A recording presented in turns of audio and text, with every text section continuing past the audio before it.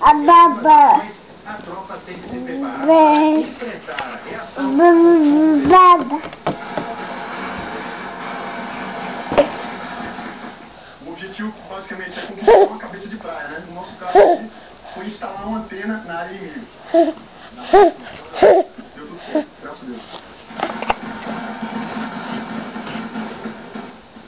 No Rio de Janeiro, uma advogada dá o carro para o filho de 10 anos dirigir e quase provoca uma tragédia. Em São Paulo, 2 menores pegam o carro dos pais e se envolvem em uma grande confusão. 10 anos. 2 menores, hein? 2 meninos têm 14 anos de idade. 14. Eles resolveram passar o final de semana na praia, escondido dos pais. Os vizinhos viram e avisaram a família. Os pais dos meninos e a polícia rodoviária passaram a persegui-los. Mas os adolescentes conseguiram fugir.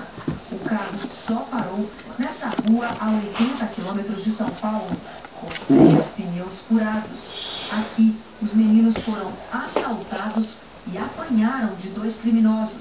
A Se polícia ferraram. conseguiu chegar a tempo de socorrê-los e levou todo mundo para a delegacia. No Rio de Janeiro, a mãe entregou a direção para o filho de 10 anos de idade. Advogado, O hein? menino não conseguiu controlar o carro e quase provocou uma tragédia ao passar por uma rua onde acontecia um evento com a participação de outras crianças. Assustado, o garoto tentou frear, mas atropelou um homem que sofreu ferimentos leves. A mãe do menino, que é advogada,